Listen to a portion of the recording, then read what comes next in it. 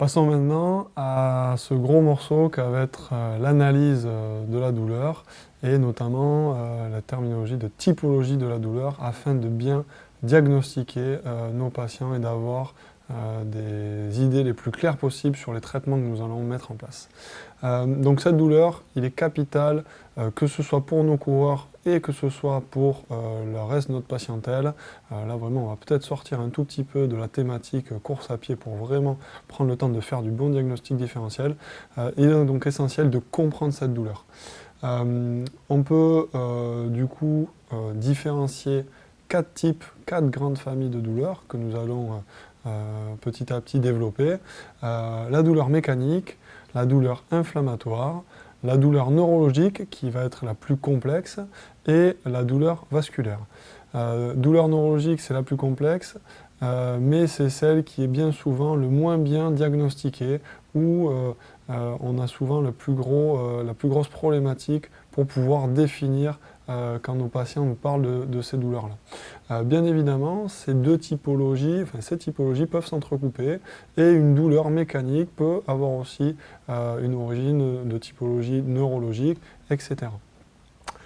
Au niveau de la thérapie manuelle ou de l'ostéopathie, les deux grands terrains de jeu pour ces manipulations-là ou pour ce travail en thérapie manuelle, ça va être la typologie mécanique et la typologie neurologique. Donc au niveau de la douleur, il y a plusieurs items, plusieurs points. La typologie, depuis quand, le fait de savoir s'il y a une douleur nocturne, s'il y a un facteur déclenchant, s'il y a un mécanisme lésionnel, si la douleur a créé un arrêt chez le patient de la course à pied, et toute autre chose qui pourrait nous être utile à la bonne compréhension et surtout à ce qu'on va pouvoir proposer après. Donc au niveau de la localisation, sur le schéma de droite, il paraît important de présenter un trajet le plus précis possible par notre patient. Et donc ce trajet, en fait, il va falloir utiliser un code couleur pour pouvoir bien s'en sortir. Chacun après utilise ce qu'il veut, mais personnellement, je note en bleu quand c'est une douleur de type mécanique, en rouge quand c'est une douleur de type inflammatoire, en vert quand c'est une douleur de type neurologique. Donc au niveau de ce schéma, on peut avoir un trajet précis qui, nous le verrons, correspondront plutôt à des problématiques radiculaires sur notre typologie neurologique ou un trajet plutôt sourd. Il est important de demander au patient de montrer avec son doigt qui nous exprime clairement et qui soit d'accord avec ce que nous notons sur le diagramme pour avoir la cohérence la plus pertinente possible. Il peut être aussi judicieux de demander si sur ces douleurs et ces codes couleurs que nous allons utiliser sur le diagramme, certaines positions engendrent, diminuent ou augmentent ces dites douleurs. Commençons par la typologie mécanique, celle que nous allons retrouver le plus fréquemment dans les problématiques liées à la course à pied. Cette typologie mécanique, comment on peut la définir? C'est vraiment une douleur à l'effort. Donc c'est une douleur soit au mouvement, à l'appui ou à la charge. Cette douleur, elle est très souvent diurne et elle va cesser au repos. Dès lors que nous ne sommes plus au mouvement, en appui ou à la charge, nous allons avoir une sédation relativement rapide de la douleur.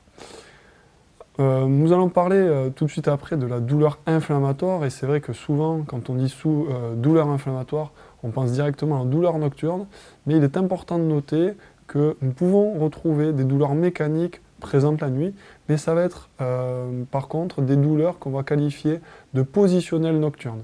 C'est-à-dire que quelqu'un qui a une douleur mécanique la nuit va être gêné, va changer de position et va réussir à se rendormir assez facilement après avoir changé de sa position. Donc c'est pas parce que quelqu'un nous parle de douleur nocturne que nous sommes forcément sur une typologie inflammatoire. La typologie inflammatoire, justement, nous y venons. Donc la douleur va être diurne la journée et nocturne. Cette douleur nocturne, on va la retrouver plutôt en deuxième partie de nuit, avec une douleur qui réveille, qui fait mal et qui, contrairement à la douleur mécanique positionnelle nocturne, ne va pas permettre un endormissement qui soit facile juste après. Donc vraiment les patients qui se plaignent de douleurs inflammatoires nocturnes, ils vont avoir du mal à se rendormir. Donc dans cette typologie inflammatoire, on va également retrouver des signes cliniques particuliers. Donc au niveau de l'inspection, on va retrouver de la rougeur, une sensation d'œdème. Au niveau de la palpation, on va retrouver de la chaleur, de la douleur. Et donc c'est vraiment des signes cliniques assez typiques de cette typologie inflammatoire.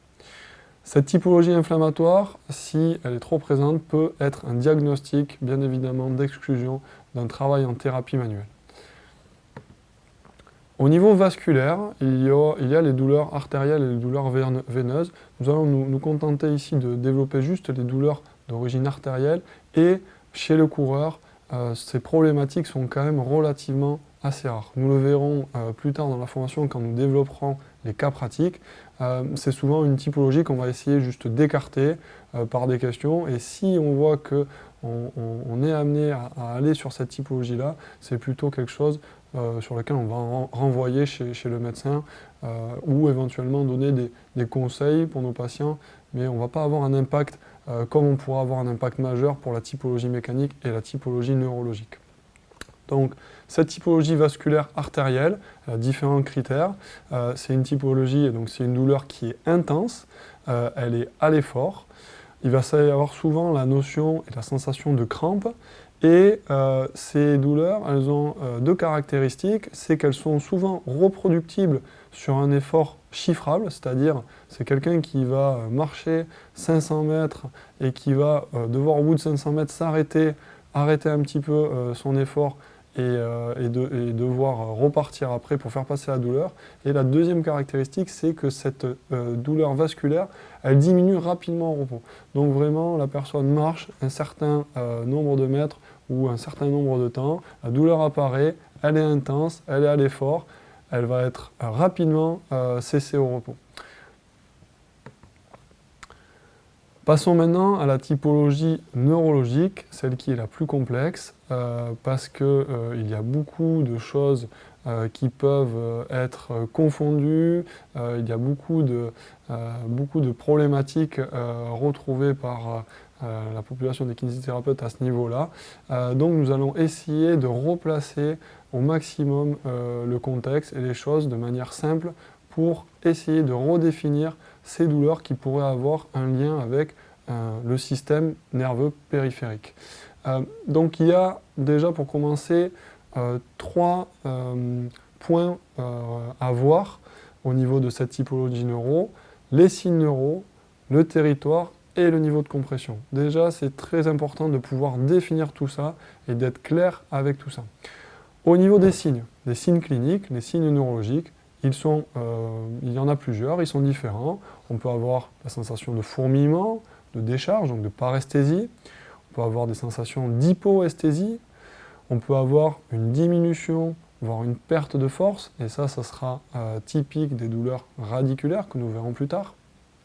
Et il y a souvent une notion d'irradiation. C'est-à-dire que la douleur se retrouve référée dans une ou plusieurs parties du membre inférieur, pour parler ici du coureur. Ensuite, le territoire. Il est capital, du coup, de connaître son anatomie ou d'utiliser des applications pratiques d'atlas d'anatomie pour connaître son territoire et notamment la notion que nous allons développer et qui est importante de territoire radiculaire et de dermatome. Nous allons en parler plus tard, mais le territoire radiculaire concerne vraiment une racine propre, par exemple la racine L5, c'est proprement un territoire radiculaire qui passe au niveau de la fesse, derrière la jambe, qui passe sur la face antéro-externe du tibia, le cou du pied et le gros orteil. C'est quelque chose de très précis et ça c'est le territoire radiculaire de L5. Et le dermatome, il y a une petite nuance, dermatome c'est la zone cutanée innervée par un seul nerf anchydien. Donc, pour reprendre L5, au niveau de la face antéro-externe du tibia, sous la tête de la fibula, nous sommes sur le dermatome de L5 et nous sommes uniquement sur le dermatome de L5. Ce qui va me permettre de connaître des dérangements intervertébraux mineurs si j'ai une problématique au niveau de mon dermatome L5, je vais pouvoir facilement remonter et retrouver le DIM à ce niveau-là. Nous allons le définir par la suite. Troisièmement, il est important d'identifier le niveau de compression, c'est-à-dire mon système nerveux périphérique, à quel niveau il est comprimé. Et les signes cliniques vont m'aider pour savoir où est-ce qu'il est comprimé. Est-ce que je suis comprimé au niveau de la racine? Est-ce que je suis comprimé un petit peu plus bas? Est-ce que je suis comprimé au niveau du piriforme par exemple? Est-ce que je suis comprimé au niveau de la tête de la fibula? Donc c'est vraiment important de connaître et de définir pour cette typologie neuro le niveau de compression. Donc on a souvent entendu parler de tests cliniques spécifiques, le LASEG pour les racines L5-S1, le LERI pour les racines L3-L4, le Sperling test au niveau cervical, et ces signes cliniques servent à mettre en compression les racines, vraiment à l'émergence au niveau de la sortie de notre moelle épinière. Pour ce qui est un petit peu plus bas, pour le niveau de compression un petit peu plus bas, on peut utiliser un marteau réflexe ou on peut utiliser une palpation manuelle sur le trajet de notre tronc nerveux pour savoir à partir de quel endroit je reproduis les signes cliniques. Je prends un exemple précis. Un patient a des fourmillements au niveau de la voûte plantaire et uniquement au niveau de la voûte plantaire. Il peut très bien avoir une compression de son nerf tibial au niveau du canal tarsien qui se trouve au niveau de la malléole interne.